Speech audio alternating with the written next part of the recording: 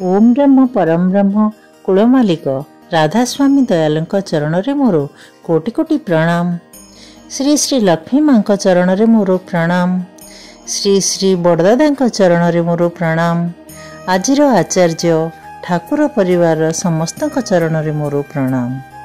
मोर एही नारीर नीति शुणुथिबा समस्त गुरु भाई माँ मानकु मोर अंतरर जय गुरु। केमिति अछंती आपण माने? ठाकुरଙ୍କ कृपारू समस्ते भलरे थिबो बोली मोर आशा और विश्वास। आज मु श्री श्री ठाकुरଙ୍କ श्रीमुख निसृत 153 पाणी आपण मानक आगरे तोड़ी धरिबी। ता पूर्वरु जो माने सब्सक्राइब करि नाहंदी सब्सक्राइब कर दियंतु। कमेंट रे निजर मतामत लिखंतु। एबे आमे श्री श्री ठाकुरଙ୍କ किछि कथा सुनी नारीनीति शुणिबा। वास्तव धर्मर अर्थ कौन आमे ताहा विश्वपितांक मुखरु शुणी बुझिबा। तेबे जाई निजर व्यक्तिगत समाज एवं राष्ट्रर समस्त समस्या दूरेई पारिबा। आमे प्रायतः सभी निजकु भिन्न भिन्न धर्मपंथी बोली कही परस्पर को वास्तव भल पाइबारे उणा करी मनरे उणा अधिके असह्य घृणा भाव परश्री कातरता आदि पोषण करिथाउ एवं एपरिकी शत्रुता आचरण करी स्वार्थ हासिल करिथाउ। प्रायतः आमे हिंदू मुस्लिम ख्रिस्टियान जैन बुद्धिस्ट इत्यादि कही गर्वित होई अन्य को तदनुमाफिक भल पाई न थाउ। एथि संक्रांत रे सृष्टिकर्ता जिए कि प्रेम प्रीति ममतार उच्च तथा घन विग्रह सीए समस्त विश्ववासी को जेउ बोध देई हृदगत करिछंती ताहा आमे सभिए ज्ञानगत होई आमर अज्ञान रूपी अंधकार को दूरेई देबारे आउ काणीचाए हेला करिबु नाही। धर्म संबंध रे से प्रांजल भावे बाणी देई बुझाई देइछंती। धर्म हेउछि शाश्वत सनातन सर्वजन पूजित सर्वकाले सर्व उद्देश्य संश्लिष्ट एवं संप्रदाय निरपेक्ष अटे। यह हेउछि समस्त मानव जगत ताहार परिवेश को नहीं स्वच्छंदरे शांति स्वस्ति रे बंचिबा एवं बढ़िबा। यह हेउछि अस्तित्व रक्षार बाद तथा जीवन वृद्धि रक्षार बाद। बुद्ध ईसाई विभेद करी श्री चैतन्य रसुल कृष्णन जीव उद्धारे आविर्भूत हन ताई ओरा तुई जानी से। श्री श्री ठाकुर विश्वपितांक निम्न बाणीटी मध्य एठारे जणाइबार प्राणीधानता अनुभव करुछि। बंचिबाको मनीषर जहा जहा लागे ताकू ही नहीं धर्म जागे। श्री श्री ठाकुर आमे बाहरे निजको हिंदू मुस्लिम ख्रिस्टियान आदि कही बाहुस्फुट मारी सबुगुड़िक गोटे गोटे धर्म बोली गर्व अनुभव करिथाउ। ताहा किंतु नुह। सृष्टिकर्ता तथा विश्वपिता रोकठोक बाणी देई समस्त विश्ववासी को विहित शिक्षा देई सचेतन कराई देइछंती। ताहा सबु गोटे गोटे मत अटे। समस्त मत साधना विस्तार पाई एवं समस्तंकर लक्ष्य एक ईश्वर प्राप्ति। ताहा ही कर्म चिंता चलन आचरण रे श्रेष्ठत्व अर्जन करियो।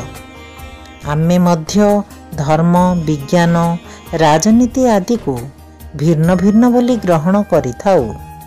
ताहा किंतु निजर ज्ञानर विस्तृत भाव एवं परस्पर को अंगा अंगी भावे जड़ित। केही काहारी को विरोध करती नहीं।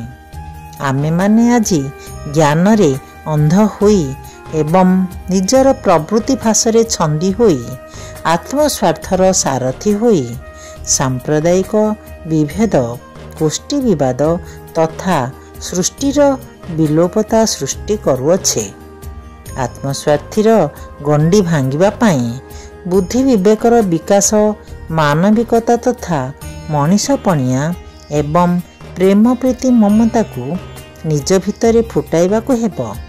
ନିଜର ପରିବାରର ଏବଂ ସମାଜର ବିକାଶ ଉନ୍ନୀତ କରିବା ପାଇଁ ବିଧିବଦ୍ଧ ଭାବେ ଶିକ୍ଷା ଲାଭ କରିବା ଏବଂ ସେଥିପାଇଁ ଆମକୁ ସେହି ବିଶ୍ୱପିତାଙ୍କ ଶରଣ ନେବାକୁ ହେବ। ବିଶ୍ୱପିତା ସମସ୍ତଙ୍କୁ ସଚେତନ କରିଦେଇଛନ୍ତି ଯେ ଧର୍ମ ମୂର୍ତ୍ତି ହୁଏ ଆଦର୍ଶରେ। ଏହି ଆଦର୍ଶ ଅନୁଗତ ଚଳଣି ବ୍ୟବହାର ଶିକ୍ଷା ଲାଭ କରାଯାଏ ଜୀବନ୍ତ ଆଦର୍ଶଙ୍କ ଠାରୁ। ଆମେ ନିଜର ବୃତ୍ତି ପ୍ରବୃତ୍ତିକୁ ନିୟନ୍ତ୍ରଣ କରିବା ପାଇଁ ତାଙ୍କୁ ହିଁ ଆଦର୍ଶ ଗୁରୁ ରୂପେ ବରଣ କରିବୁ। ବିଶ୍ୱାସ ଯେପରି ଭକ୍ତି ସେହିପରି ଭାବେ ଆସିବ ଏବଂ ଜ୍ଞାନ ମଧ୍ୟ ତଦନୁଯାୟୀ ଗଭୀର ବିଶ୍ୱାସରେ ସବୁ ହିଁ ହୋଇଥାଏ। ତେଣୁ ଆମକୁ ତତ୍ପରତାର ସହ ନିଜର କର୍ମ କର୍ତ୍ତବ୍ୟକୁ ସୁଶୃଙ୍ଖଳିତ କରି ପ୍ରେମ ପ୍ରୀତି ମମତାକୁ ଆତ୍ମୀକୃତ କରି ଇଷ୍ଟ ସ୍ୱାର୍ଥ ପ୍ରତିଷ୍ଠାରେ ବ୍ରତୀ ହେବାକୁ ହେବ। ତାହା ହିଁ ତାଙ୍କର ବାଣୀର ସତ୍ୟତା ପ୍ରତିପାଦନ କରିଥାଏ। ସବୁ ସମସ୍ୟାର ସମାଧାନ ଜାଣିଥାଏ ଇଷ୍ଟ ପ୍ରତିଷ୍ଠାନ। ପ୍ରସଙ୍ଗକ୍ରମେ ଶ୍ରୀ ଶ୍ରୀ ଠାକୁର କହିଲେ, ନିଷ୍ଠାରୁ ଆସେ ବୋଧ ସଙ୍ଗତି, ତାଠାରୁ ଆସେ ଇଷ୍ଟ ପ୍ରତିଷ୍ଠା। ସଙ୍ଗତିଶୀଳ ଶକ୍ତି କେମିତି କରି ବଢ଼େଇବାକୁ ହେବ ସେହି ସମ୍ବନ୍ଧରେ କଥା ଉଠିଲା। ଏହି ପ୍ରସଙ୍ଗରେ ଶ୍ରୀ ଶ୍ରୀ ଠାକୁର କହିଲେ, ଆତ୍ମପ୍ରତିଷ୍ଠାର ବୁଦ୍ଧି ନେଉ ମଣିଷ ଯେତେ ସମୟ ଚଳେ, ଇଷ୍ଟଙ୍କୁ କେନ୍ଦ୍ର କରି ପାରସ୍ପରିକ ସଙ୍ଗତି ଯେତେ ସମୟ ନ ଆସେ, ସେତେ ପର୍ଯ୍ୟନ୍ତ ସଂଗଠନ ହୁଏ ନା। ଶରୀରର କୋଷ ସଙ୍ଗତି ଯଦି ନଥାନ୍ତା, ତେବେ କ'ଣ ଶରୀର ହୋଇଥାନ୍ତା? ଆସନ୍ତୁ ଆମେମାନେ ପ୍ରେମ ପ୍ରୀତି ମମତା ଏକତା ସମନ୍ୱୟତା ଆଦି ଚରିତ୍ରଗତ କରି ଜୀବନର ଉଦ୍ଦେଶ୍ୟ ପୂରଣ ପ୍ରବଣ ଝୁଙ୍କ ନିଜ ଅନ୍ତରରେ ଫୁଟାଇ ସାର୍ବଜନ ବିଦିତ ହେବା। ଜୟ ଗୁରୁ। ଏବେ ଆମେ ଶ୍ରୀ ଶ୍ରୀ ଠାକୁରଙ୍କ ଶ୍ରୀମୁଖ ନିଃସୃତ ନାରୀର ନୀତିର 153 ବାଣୀ ଶୁଣିବା। ନାରୀର ନୀତି 153 ବାଣୀ। ଦୃଷ୍ଟାନ୍ତର ଫଳବତା। ପୁଅ ଝିଅମାନଙ୍କ ସମ୍ମୁଖରେ ଏପରି କିଛି ତୋଳି ଧରନା, ଯାହା ବର୍ଦ୍ଧିତ ହୋଇ ତାର ପରବର୍ତ୍ତୀ ଜୀବନରେ ନର୍କର ଜୟଗାନ କରେ। ବାଣୀ ସଂଖ୍ୟା 153। ପୁଣି ଥରେ। ଦୃଷ୍ଟାନ୍ତର ଫଳବତା। ପୁଅ ଝିଅମାନଙ୍କ ସମ୍ମୁଖରେ ଏପରି କିଛି ତୋଳି ଧରନା, ଯାହା ବର୍ଦ୍ଧିତ ହୋଇ ତାର ପରବର୍ତ୍ତୀ ଜୀବନରେ ନର୍କର ଜୟଗାନ କରେ। ବାଣୀ ସଂଖ୍ୟା 153। ଜୟ ଗୁରୁ।